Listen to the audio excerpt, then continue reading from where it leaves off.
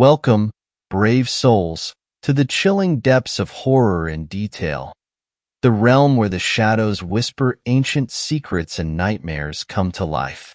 I am your guide through the darkness, and on this channel, we delve into the spine-chilling world of Wendigo horror stories that will send shivers down your spine. First story. It followed me from Seattle. I hope it didn't follow me back. I'm still freaking the fuck out over what happened this last weekend. I think it's still out there. I fucking hope so. This all began a few months ago when I moved here from Wenatchee in eastern Washington to attend a university. I recently turned 21, but I didn't have any friends around to celebrate, so I did the next best thing. Rolled a blunt and watched some shit on Hulu. I'm really living the life here, I know. Undeclared major. Recreational weed. Living off my savings. And finally no more parents nagging at my door to do something with my life. Or at least so I thought. The first time I heard it, I thought it was paranoia. I smoke a ton of pot, and living in a new city doesn't help either. People say I live in the party area of downtown. Belltown, I think they call it. So far, it just seems like an endless parade of brothers and drug-addled street kids skulking at all times of the night, and to be honest, it doesn't really bother me that much. I drown that shit out with headphones anyway.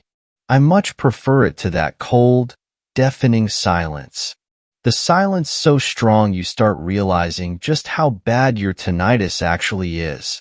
A silence that conjures nightmare creatures from the deepest reaches of your primitive mind to explain the occasional thud and thunk of a settling house.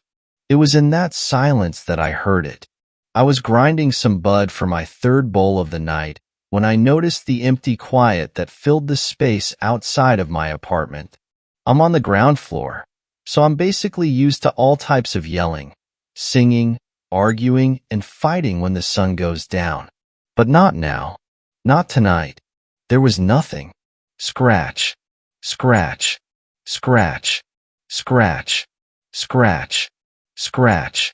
Scratch. Scratch. Scratch. It came from the window in my kitchen. It's in quotes because it's literally 2 burners and a mini fridge with a microwave on top. Despite what think about stoner stereotypes, I'm pretty fucking immaculate when it comes to cleaning too. That's why I was puzzled when I investigated the sound.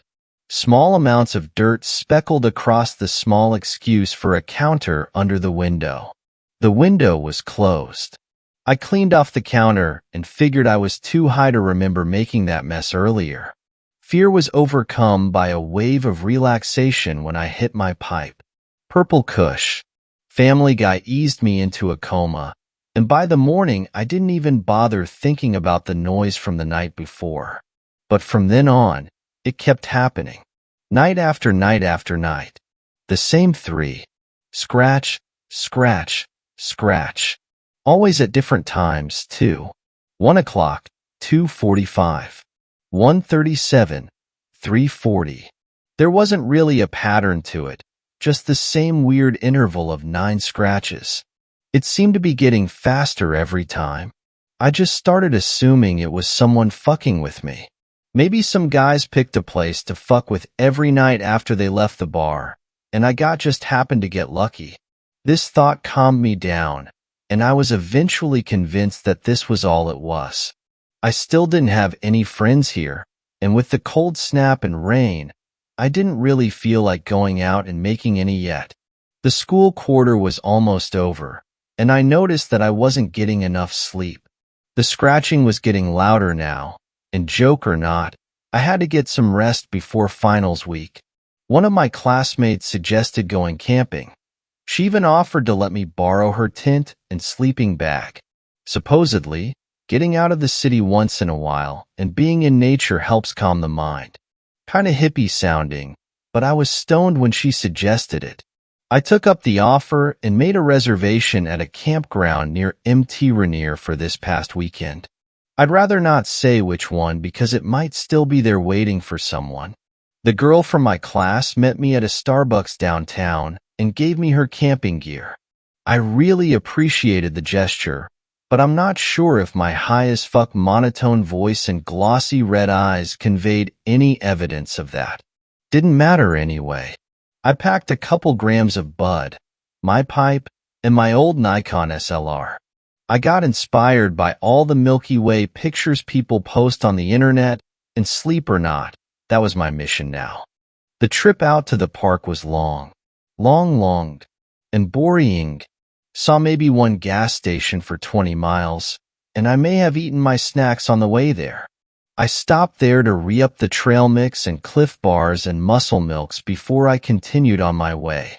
The clerk looked Native American. Old too. He had this weird look in his eyes when I approached him, as if he was about to say something, but cut himself off and silently rang up my tasty treats. It was his eyes, though, that bothered me. He had this look of sympathy and dread and sadness, all mulled into one. Maybe I was analyzing the situation too hard, but it seemed like he wanted to tell me something. Whatever, though. I had a galaxy to photograph. The campsite was okay. I pitched the tent fast even though some of the poles were missing and didn't snap all the way. I took a hit off my pipe and looked up at the sky, SLR in hand ready to snap that award-winning Milky Way shot. Clouds. Nothing but a fucking gray sky. Too tired to drive. I got in the tent and listened to a podcast from my phone speakers. I don't remember when I fell asleep, but I did. Eventually. And then I woke up. Atch, scratch, scratch. Scratch, scratch, scratch. It was scratching on the fucking tent. Get the fuck off my tent, douchebags. And again, I was met with that cold silence. No one responded. Scratch, scratch, scratch. Scratch, scratch, scratch. Scratch, scratch, scratch. I was somewhat paralyzed from fear, but in that brief moment I checked my phone to make sure I wasn't dreaming. I refreshed a news app and saw it update in real time. Kind of a dumb way to check that everything is okay, but I guess it doesn't matter. WHE. Scratch, scratch, scratch. Scratch, scratch, scratch. Scratch-a-wayak. All around the tent, I heard it scratching and scratching to a point where I thought I was just going insane. My heart pounded out of my chest, and my anxiety was at the highest point it's ever been my entire life. Each passing moment of silence felt like another calm to a storm of terror. The scratching in my imagination. I couldn't get out of the tent. I couldn't speak. I waited and waited. It continued, scratching faster and faster, and suddenly I heard something. Why? Silence. Scratching. T-in-it. The way it spoke. Definitely not normal sounding for a person. The fact I was even questioning the humanity in its voice was reason enough to piss myself. Which I did. For a grown-ass man, I was on the verge of tears. This was too much. I grabbed my car keys and phone and weed and unzipped the front flap. I bolted to the car, not looking back as I ran. The keys fumbled around the lock, and I could hear something behind me. Turning? It sounded huge, but it sounded like it was on 2 feet. The key slid in, and that's when I remembered I had a clicker. Moment of dumb realization and that I was still relatively high. Got the ignition started, turned the high beams on, and reversed out of my spot to hightail it out of the campground. Nothing in front of me, but I checked behind. Perhaps reflexively, I peeked the rearview mirror before hitting the gas only to see 2 long, hair-covered legs illuminated by my brake taillights, making giant strides toward my rear window. I stomped on the pedal. Whatever it was tried to catch up to me, but it gave up after I approached about 60 miles per hour. The drive back was a relief, and a part of me still could not believe what happened. When I got home, it was already morning. The sun was up, and I could see people staggering back from bars and nightclubs. It was a small moment of relief. I felt a little back to normal. until I got out of the car to get the supplies.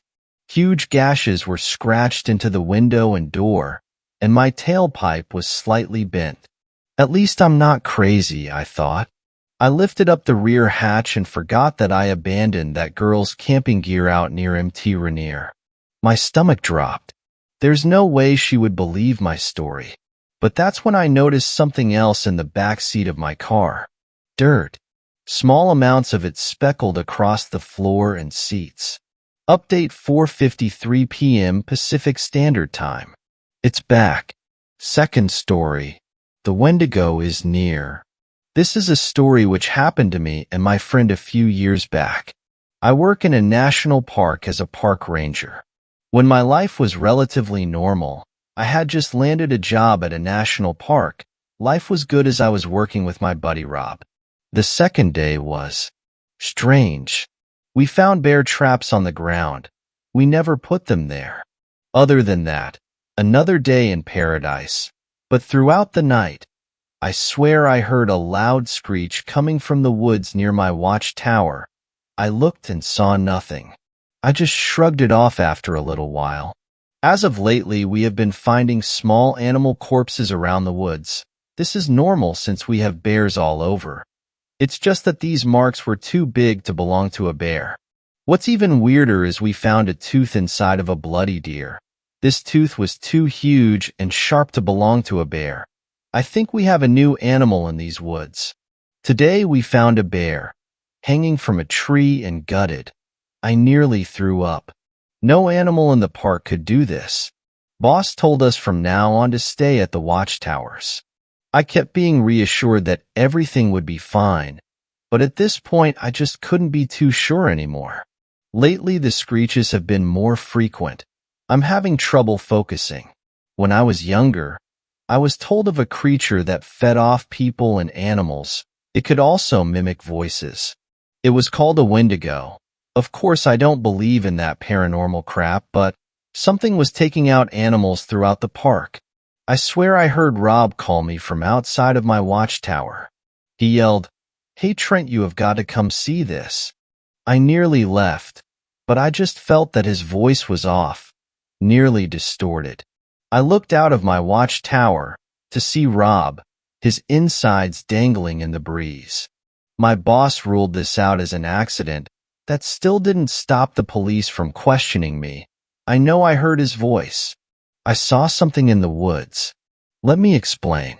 This creature I saw had huge antlers, an animal skull as a mask, and it was over 11 feet tall. The night began normally, until the screeches began again. I looked down, only to see this creature, eating my boss's lifeless body. I got a good look at it before it ran off and out of sight. The police have been very suspicious of me lately. How could they not be? Both of the people I worked with are dead.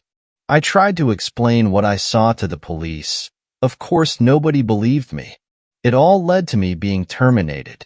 I've decided I'm not going to let this creature ruin my life. I have done research on this Wendigo. I plan to break into the park tonight. I will end this, I must. I'm in the park. I hear the screeches and I am following them. I hear the voices of my boss and Rob. They are telling me that they are okay, and I should come meet them by my watchtower. I know from my research that the Wendigo creature is really good at tricking people. I just kept wandering around the park. I was wondering until I heard my mother's voice. She died when I was 6. My instincts told me no, but I had missed her so much. Don't worry, Mom. I'm coming.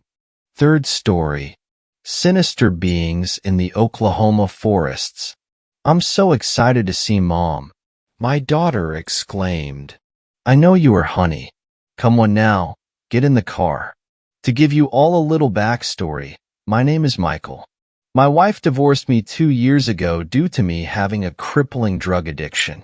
Over the course of these 2 years, I became a better person. I stopped taking drugs and hanging out with my old pals, all in the hopes that my wife will come back to me one day. That day never came. One day, I got a call from my ex saying that my daughter missed me and really wanted to see me. After all, You can't keep a child from seeing their own father. I drove 4 hours to Springfield to pick her up and went back home. She stayed with me for 2 weeks. We went to the arcade, the movies, her favorite restaurant, and I even bought her a few dolls here and there. Anyways, the 2 weeks passed by quickly, and it's time to take her back to her mother. You sure you got everything you need? Sweetie, this'll be a long drive. Yes, Dad. Can we go now? Of course we can. I started my car and began driving. I lived in Oklahoma City, and my ex lived in Springfield, Missouri. It's a 4-hour-long drive that involves going through the Oklahoma Ancient Forest, which is where we encountered them. Hey, Dad, look. Buzz, buzz, buzz, buzz. Oh, hey, your mother is calling. I picked up the phone and accepted the call. Hello, Michael. So how's Haley? Did she have fun? Yeah, she's all right. We went to movies, the arcade. I even bought her some new toys. Can I talk to her? Haley here. Your mother wants to talk to you. Hi, sweetie. Did you have F? Dad, watch out. Barack Squelling bang. Hello? Hello? Haley? Michael? We crashed the car. I passed out. The last thing I heard was my ex's worried voice over the phone. I woke up in my house. I was arguing with Samantha. Please, Michael. Please. Go to rehab, Michael. You have to stop, please. You have to stop for the sake of our little Haley. Please listen to me. I can't. I tried. Then I can't be with you, Michael. I want a divorce. No, Samantha. Baby, please. I'm trying. Dad. Dad, wake up. Dad. Wow, what happened? We crashed into an elk, Dad. Oh my God.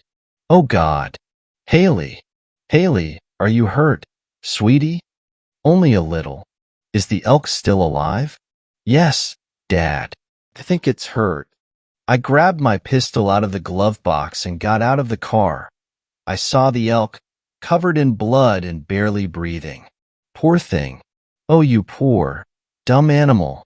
Haley, close your eyes. Bang. Dad, why did you shoot it? To put it out of its misery. I moved the elk out of the road and got back in the car. I pressed the gas pedal, but the car didn't move. You gotta be kidding me. I went out of the car and popped the hood open. The engine seemed okay. As I was opening the car door, I heard tree branches rustling and something rapidly approaching me. Fearing for the worst, I turned around and aimed my pistol in the direction of the sound with my finger on the trigger. Suddenly, the noise stopped. I sighed a sigh of relief. Maybe it was just a wild animal? Amidst all the chaos, I didn't seem to notice that Haley didn't make a noise as all that happened. I turned around to find a broken windshield, and Haley nowhere to be found. Haley, where are you, sweetie? Haley. I took a flashlight and an extra round of ammunition out of the glove box. I put the magazine in my pocket, turned on the flashlight, and began frantically looking for my daughter. Eventually, I saw the beam from my flashlight hit something. Haley? I said in a distraught voice. Haley, is that you? I got no response. I decided to keep on walking to whatever the thing was until its appearance became more clear as I approached. It was a girl, all right, but not Haley.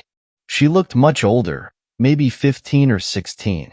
She was wearing a dirty white hospital gown, and her flesh seemed to be rotting. When I got close enough to clearly see the side of her head, I knew that there was no way in hell that thing was human. I slowly turned around and tried to walk back, but it was too late. It let out an ear-piercing demonic screech that I cannot describe. As I heard it rapidly approaching me, I knew that running was no good.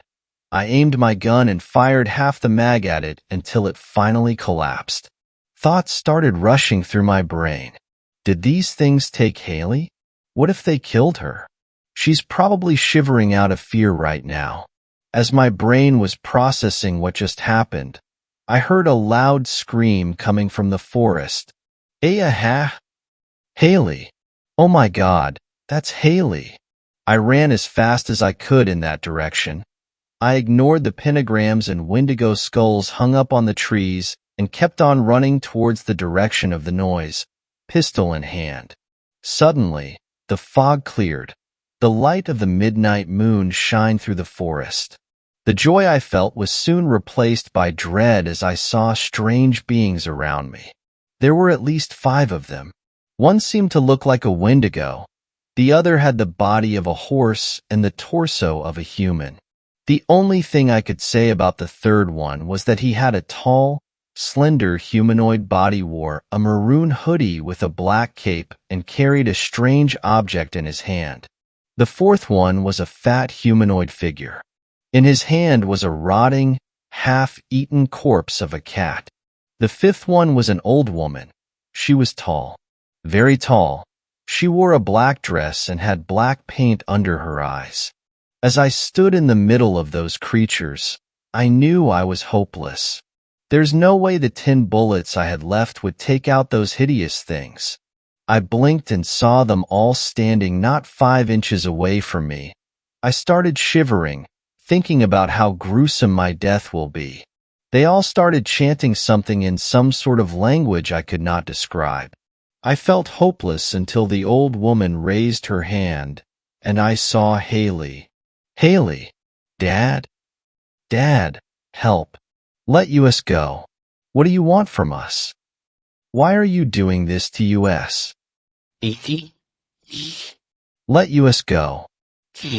The old woman grabbed Haley and gave her to the fat one. I saw my daughter screaming her lungs out as the thing bit off her limbs one by one. No, leave her alone. Haley. It sounded like the woman was laughing. Eventually, my daughter's corpse was dropped right in front of me. So you killed her. Now kill me. Kill me. Kill me too. They started to walk away. This was sent to me by an anonymous Reddit user on the 17th of May. I was scrolling through Reddit, not a day later, when I found a post saying the dead body of a man was found in the Oklahoma ancient forest. His death was determined to be suicide via gunshot to the head. Fourth story. I nearly escaped a Wendigo, at the cost of both of my parents. I kept this story a secret my whole life. I'm 22 now. This happened more than a decade ago, and I still have clear and vivid memories of this day.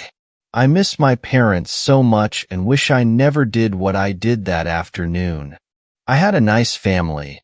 I had a mom, a dad, and a sister, but yet my parents are the ones I miss most. We all lived in a nice cozy cabin in Alaska, United States, near a dense and long-stretched forest. Usually my parents would take walks just to admire the beautiful snow and cold weather. My dad was a lumberjack and my mom was a normal housewife. We had such a perfect life before the incident happened.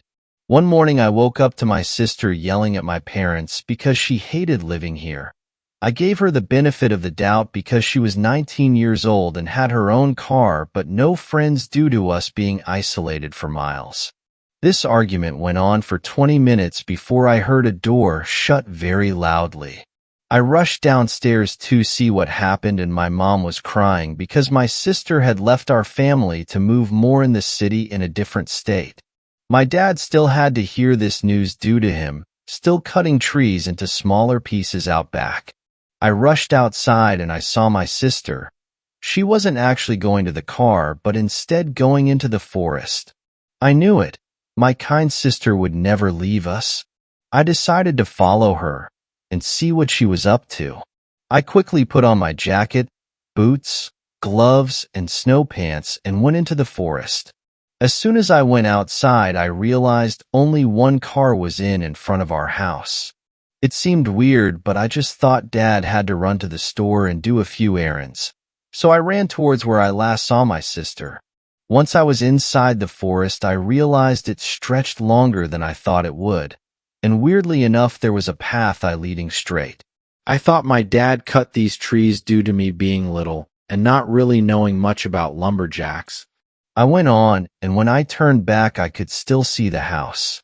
I knew I would be safe. I would just plead with my sister not to leave, and everything would be all right. I wish it was that easy. I walked for what seemed like forever when I heard a familiar voice.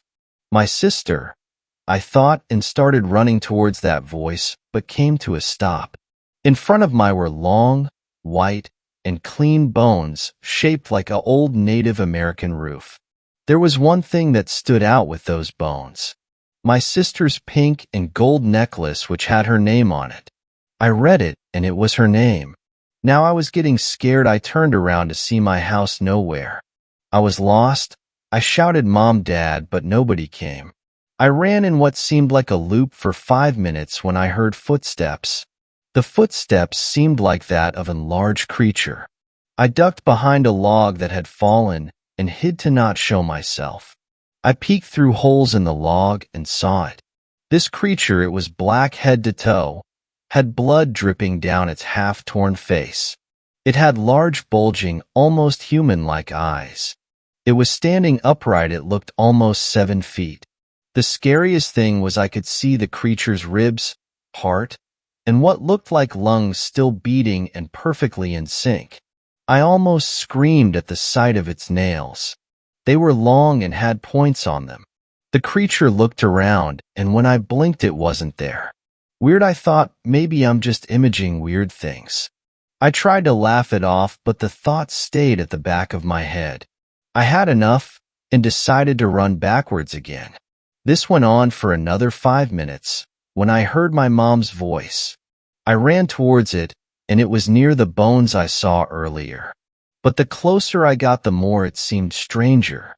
Mom's voice was usually kind and soft as well as comforting, but the voice I was hearing sounded demanding and slow. The closer I got, the more I saw my cabin, and I then started running towards it when the creature I saw earlier rose up on its legs, or what seemed like legs. It was taller when I was face to face with it, its eyes staring into my soul, and I thought I was going to die. With lightning speed, the creature ran towards me, and I blacked out. I woke up.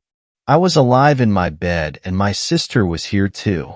I thought it was just a dream, but noticed she was crying. She was crying in a demonic tone. I got scared and pushed back against my bed. My sister turned around, and I saw her eyes ripped out of her sockets as well as blood all around the house. I passed out again. This time I woke up in the forest. I felt immense pain near my arm and realized my left arm was bitten off. I saw it. The creature. He was eating my arm. He noticed I was awake and just stared as I screamed for help. I heard a familiar voice once again. It sounded like my dad. But where was it coming from? The more blood I lost, the closer the voice got, and the more the creature started getting aggravated. I thought I was going to die, but saw both my parents. This made me flash back into reality, and I realized I was going to have to scream in order for me to be alive. I screamed at the top of my lungs. The creature stood on its legs and threw my arm away. He walked towards me and planned on killing me right then and there. I started crying with the last bit of energy I had left, and I saw them. My dad and my mom. They were here. I then noticed Dad was terrified and was backing away when he saw this creature. Mom threw rocks at it, and the creature ran into the forest. My parents picked me up. I was happy to see them. The last thing I saw before I blacked out was my mom behind my dad getting ripped to shreds by that thing. Fifth story. Somewhere in the Canadian wilderness, there's a highway with no exits. Oh, I'm heading through the valley, where the lone road has no end. Grizzly bear and mule deer greet me. Trapper, hunter ain't my friend. Take a sip, poor weary traveler. Don't join in, don't rest your head. Turn yourself back to your trail now. Ravens talk, don't be misled. I can't help but miss my darling. In this lonely place I roam, but the elk and lynx console me. Big-horned sheep will lead me home. I sang my grandfather's old campfire tune as my Subaru cruised along the Tulane Highway. There was no FM radio reception this far out into the mountains, so my choices were to sing or enjoy the silence. This song, in particular, felt appropriate. It had been 2 hours since the road had dipped into this valley, and I couldn't recall seeing an exit since then, even a small dirt road or campground turnoff. My fuel light flicked on. Shit, this was weird. Even if I had taken a wrong turn, I should have seen something by now. I hazarded a glance at my phone. No reception, so no roadside assistance. I also couldn't remember the last time I passed another car. So if I ran out of fuel here, I would be stranded for who knows how long. At an eighth of a tank, I began to panic. 20 minutes later, my engine sputtered and died. I rolled to a stop on the shoulder. Still no reception. My stomach clenched. You're okay, Abby. This will be fine. Just breathe. The scenery here looked exactly like it had for the last 300 kilometers. Evergreen forest grew in every direction, separated from the road on both sides by a 30-meter stretch of grass. The sun peeked over the trees. It would be setting soon. Somewhere, a raven crowed. The emergency kit. That was a good idea. I reached into my back seat and pulled out a large black plastic toolbox. It held a flashlight, water bottle, energy bars, blanket, camp knife, and some other essentials. I opened it up and placed it in the passenger seat. As the sun pulled below the trees, a flash of movement in the tree line caught my eyes. Half curious and half concerned, I pulled out my flashlight and pointed it towards what I'd seen. Nothing. Unsettled, I continued to slowly scan the tree line. I caught something. It looked like a deer's head, poking out of the trees. What the fuck? As my light hit it, it disappeared. Not like the deer had turned around, but like something had yanked the head backwards. I slammed the lock button on my doors and crumpled downwards into my seat. Shit. It was just a deer. Just a deer. Just a deer. My heart slammed relentlessly against my chest. I took a deep breath, then 3 more. I slowly rose back upright and pointed my flashlight towards the trees. I flicked it on. I caught something again. Deer heads, 3 this time. Except they weren't heads, they were skulls. Fuck no. I swapped my flashlight into my left hand and retrieved my camp knife with my right. I began to scan both sides of the tree line, praying that I just had some sort of hallucination. As time passed, that started to seem likely. I saw nothing for 20 minutes, then an hour. Deer skulls? I'm going crazy. My heart began to settle. At some point, I drifted off. Bang, bang, bang, bang, bang. A skull pressed against the passenger window. Another on the driver's side. Another in front of the car. I screamed. A skull slammed into the window beside me. I screamed. The car handles rattled. I screamed. Another slam. A hairline fracture formed in the glass. I choked. There were 5 things pressed up against my car. They stood on 2 legs and looked almost human, but with deer skulls where their heads should have been. They carried spears and bows and wore hide tunics. I caught movement behind them. More were lurking near the trees. One of the things let out a sound. It was almost a voice, but strained and unnatural, like someone trying to speak while inhaling. HHHB. The others joined in. HHHB. Suddenly, in a voice exactly like my grandfather's, perfectly calm. Get out of the car, Abby. I screamed. I'll kill you.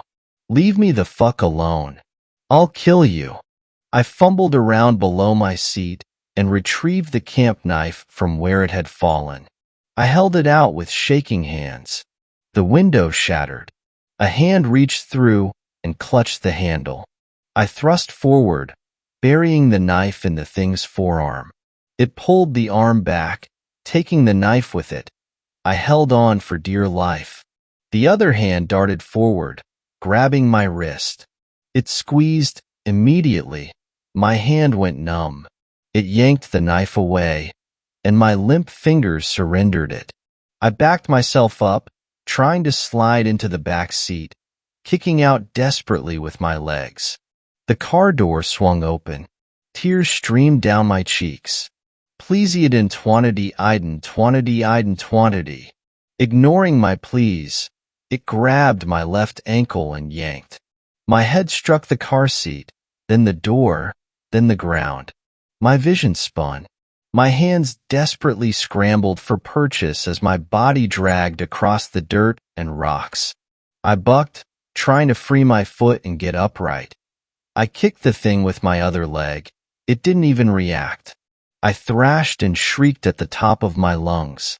The world faded. I caught glimpses, pockets of consciousness. The deer-headed things all around me. Trees. A worm-ridden corpse hanging from a noose. I awoke in a daze and tried to get my bearings. I was in a 10-foot clearing, in the middle of dense forest. At the center of the clearing was a dining table, with chairs arranged around it.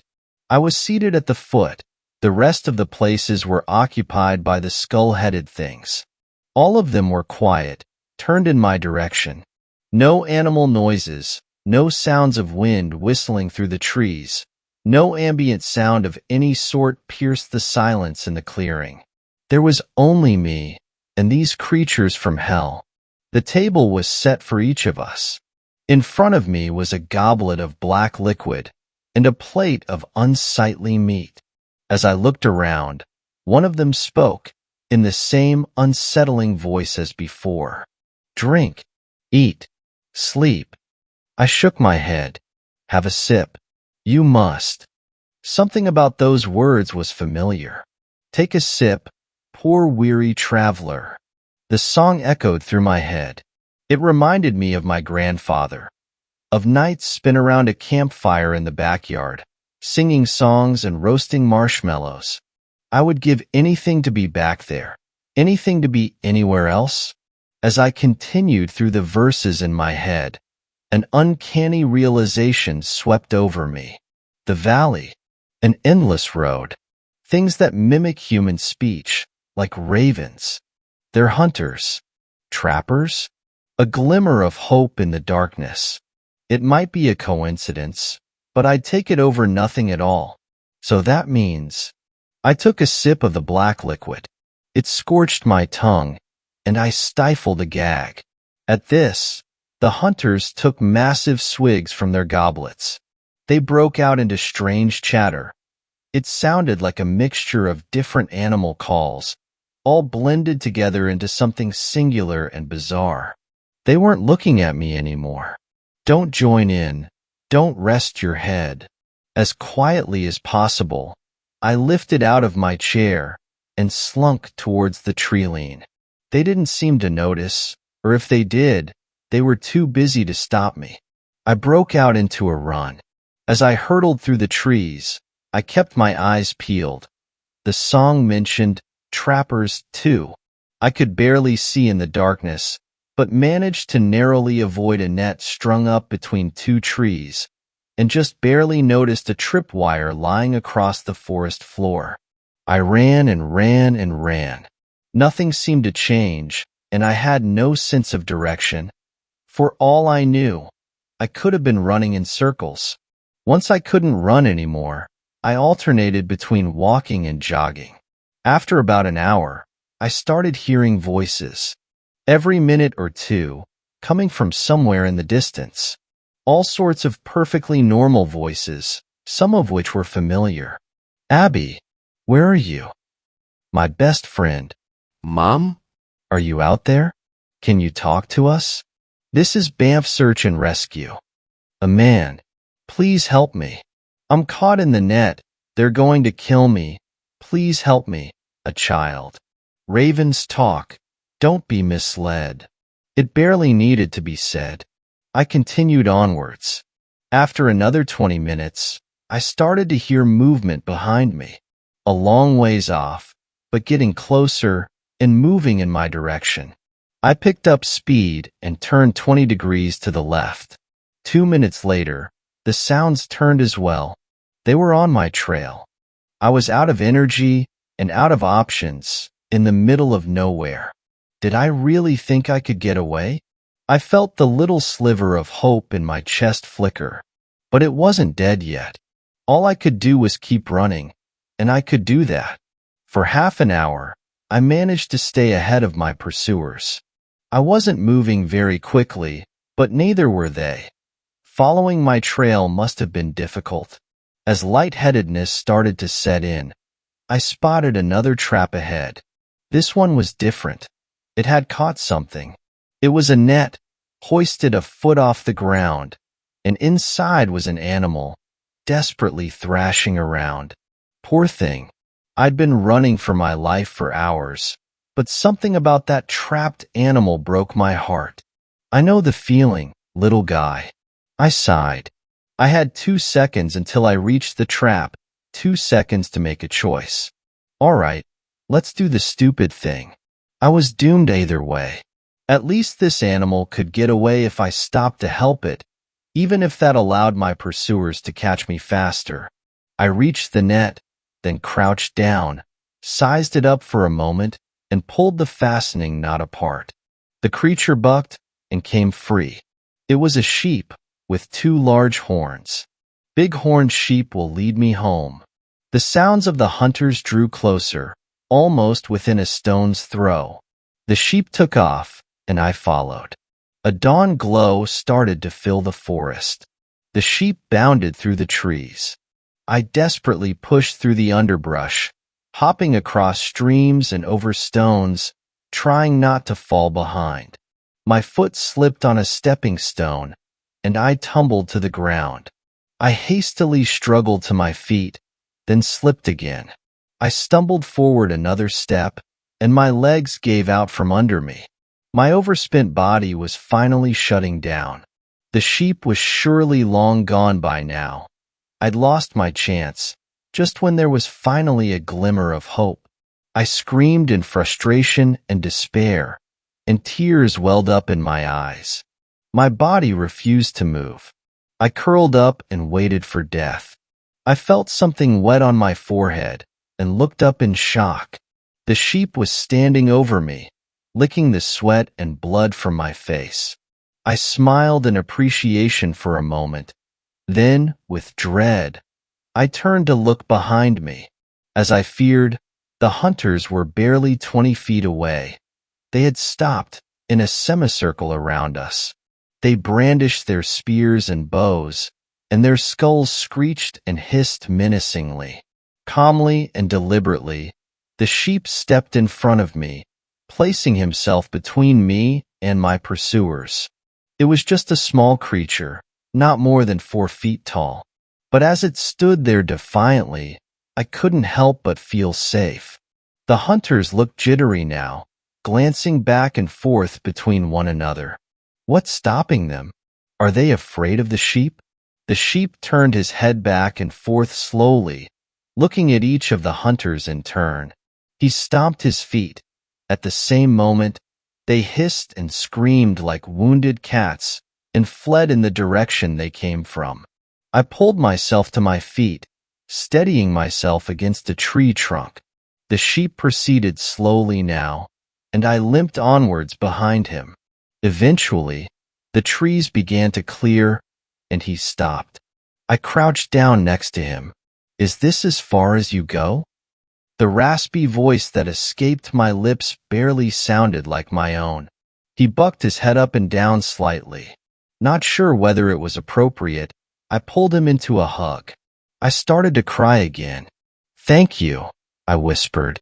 He leaned his head into my neck for a moment, then we pulled apart, and he plodded off back into the trees.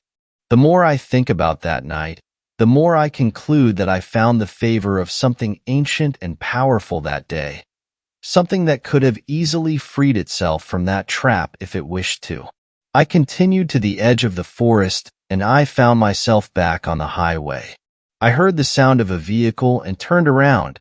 A pickup truck was coming down the road in my direction. I waved my arms over my head, and it began to slow down, then pulled to the shoulder alongside me. "Howdy!" shouted the burly, bearded man who stepped out. "You drive an Impreza?" I nodded, too tired to speak or think. "Happened to cross your car a bit down the way. I got an extra jerrycan if you just need gas." I nodded again. "You want to ride back there? I get if that ain't comfortable, so whatever you think." I nodded a third time. As we pulled away, I found myself drifting off. As my consciousness slipped away, the driver began to sing quietly. "Oh, I'm heading through the valley, where the lone road has no end." So there you have it. I made it back to my car. The highway where my car was parked looked nothing like the endless highway I was stranded on. Slept in the back for a while, then continued on my way. If there's a takeaway here, it's this. Pass on the old campfire songs you hear. They could save lives. 6th story. Unidentifiable 10-foot-tall creature spotted in Lebanon, Maine. My sister and I were driving to a haunted walk in Lebanon, Maine called Destination Haunt, and while in the town trying to find the place, we drove onto this really old dirt road called Lord Road from the east. At the time we turned onto the road, it was day and the sun was out. As soon as we started driving down, the sky turned near black like night, as if the sun was setting and a fog engulfed the road. We quickly started joking about how this is like one of those wrong turn roads in those horror movies where a group of kids get lost in the woods and never leave. It added to the effect when we drove over an old wooden bridge suspended over a river. My sister acknowledged the narrowness of the road and asked how 2 cars could fit traveling in opposite directions. I joked, "Well, no one ever leaves this place. In Maine, all you see are fields of trees for hundreds of miles at a time." But the trees on this road looked unusually different. They were all collectively old and had the colors sucked out of them. Their branches and bases curved in usually zigzag patterns, unlike conventional trees that grow in a pattern to get the most sunlight. I drove a few miles until I had enough of the massive puddles and decided to call the place we were trying to find. They told me that their location was miles away on the west side of this road and to turn back because the east side was flooded and we should enter the west end entrance located on the other side of town instead. We turned around and saw a moose walking across the road, very normal in Maine. But right behind it was a 10-foot-tall black as can be two-legged and unnaturally slim creature running unnaturally fast across the road. My sister screamed. It looked like Slender Man, only it had huge black jagged horns and had no apparent bodily features or shape to it. It looked like a 2D cut out of an unnatural human. When we drove by where he ran, we looked into the woods and saw it standing on 2 legs next to the moose. It leaned over in a hunchback manner and started walking around on all limbs, and there were others just like it emerging from the mist. We drove the hell out of there hoping my engine wouldn't seize from the huge-ass puddles. But on our way back, we saw 2 abandoned buildings with old cars from the 50s and 60s that rotted into the earth. Those houses were not there before when we originally drove down. The creepiest part was when we got back to the main road because the sun was almost set and the sky almost pitch black. When we pulled out of the road, the sun reappeared. The sky readjusted to day as if nothing ever happened. Later that night, I looked at Google Maps and the road was completely different on there, filled with things that wasn't there when we driving, and all the houses looked new.